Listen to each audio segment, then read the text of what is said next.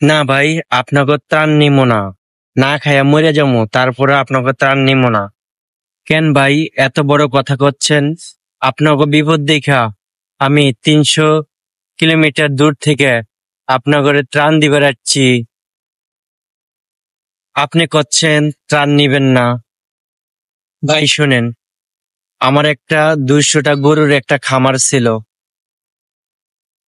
প্রতি বছর কোরবানির ঈদত 3-4টা গরু একলাই কোরবানি দিতাম, শুধুমাত্র সাধারণ জনগণের মানুষের জন্য। আজ পর্যন্ত একটা ছবিও তুললাম না।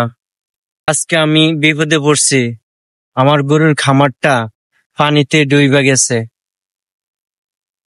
আমার খাবার কিছু নাই, আপনারা খাবার দিতেন আসছেন, ভালো কথা।